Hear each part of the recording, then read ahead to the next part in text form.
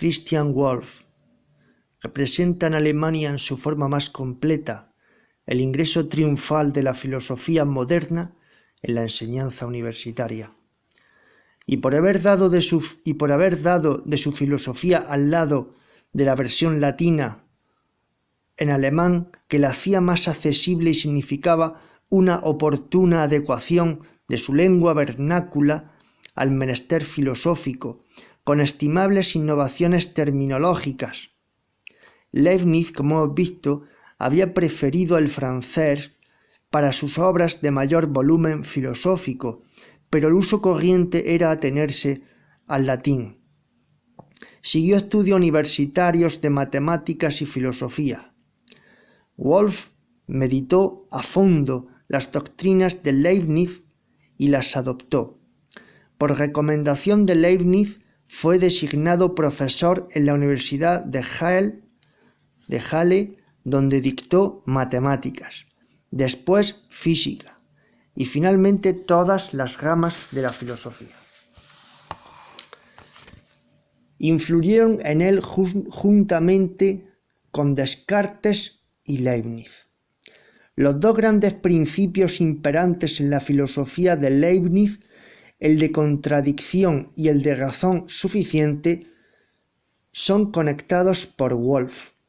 El principio de contradicción posee al mismo tiempo alcance lógico y ontológico, y a él puede ser reconducido el de razón. Es decir, el principio de razón suficiente se puede deducir del principio de contradicción, porque lo que no posee una razón de ser provendría de nada y sería en sí contradictorio. Primero, para que algo sea, debe ser no contradictorio.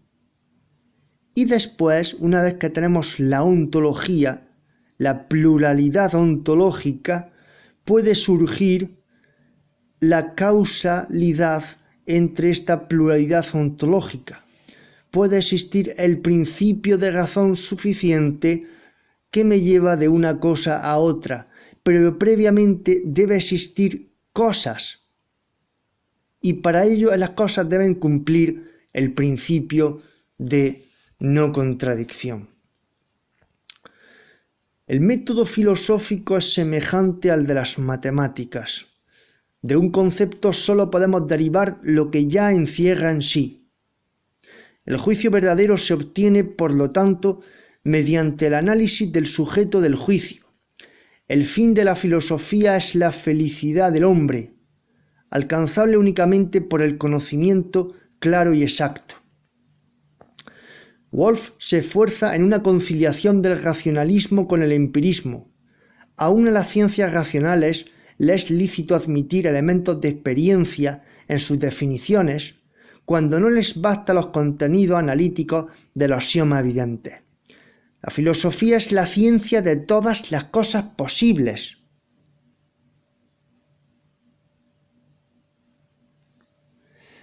Es posible lo que no encierra contradicción interna, ni contradice una proposición verdadera. Lo posible y sus razones no deben ser proporcionados por la experiencia, porque cuando los sentidos nos conducen a forjar un concepto, con el conocimiento de la realidad nos es dado también el de su posibilidad. El alma, ser simple, solo goza de un poder, la facultad representativa que refleja el universo y sus partes componentes.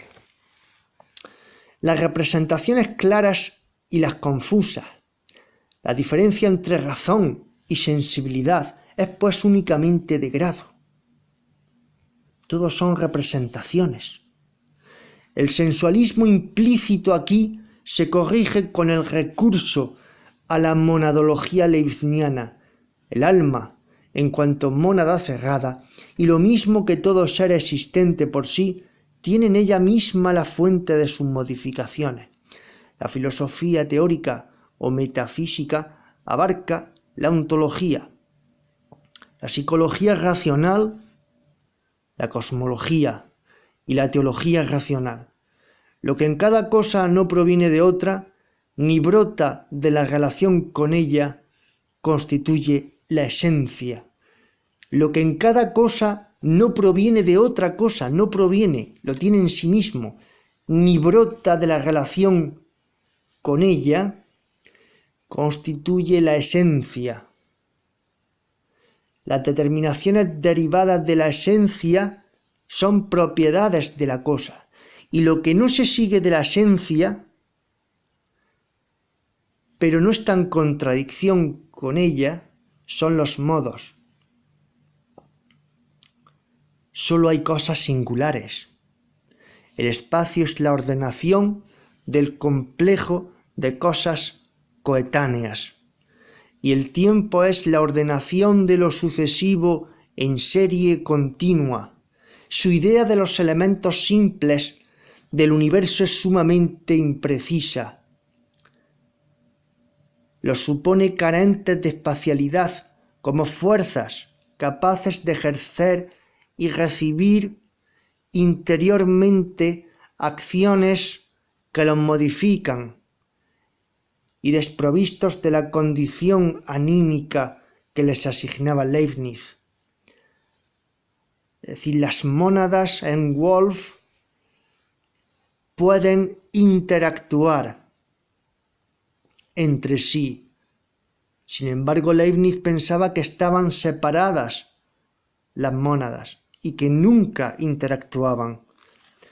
Hace por este lado cercena una de las más atrevidas y fecundas intuiciones de Leibniz, y lo mismo hace al restringir el alcance de la armonía preestablecida, considerada por él como una mera hipótesis.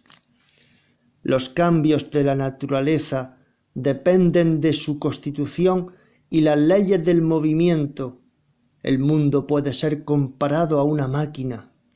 Reina en él un ritmo necesario, dentro del cual lo fortuito es impensable, pero esta misma necesidad en su conjunto es hipotética, porque el mundo podría haber sido distinto de como es. Su razón suficiente le es externa. La razón suficiente del mundo es Dios. La contingencia del mundo, al exigir para él una razón o causa necesaria, demuestra la existencia de la divinidad. Así acepta el argumento cosmológico y le agrega el argumento ontológico. En la solución del problema del mal no se aparta de Leibniz. Este mundo es el mejor de los mundos posibles.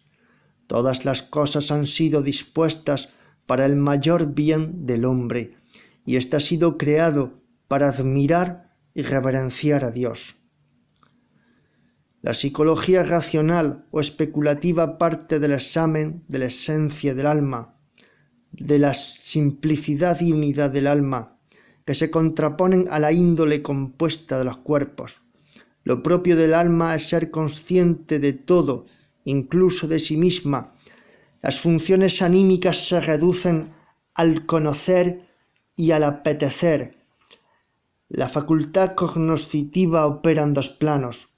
Como conocimiento inferior, sensible o imaginativo, con las notas de oscuridad y confusión, y como conocimiento superior, ejercido por el entendimiento y caracterizado por la distinción y la claridad.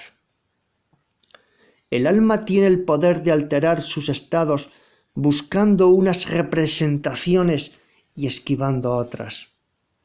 La ética se fundamenta en la noción de bien, establecida racionalmente, sin injerencia del goce sensible y aún con una significación autónoma que la hace independiente de la voluntad divina. Predomina la finalidad de lograr una perfección conforme a la ley de nuestra naturaleza. El ideal de perfección es la base de la justicia y del derecho natural. La autoperfección no puede lograrse en una situación política de libertad plena que acarrearía el desorden, sino bajo un régimen paternalista de gobierno que es el despotismo ilustrado.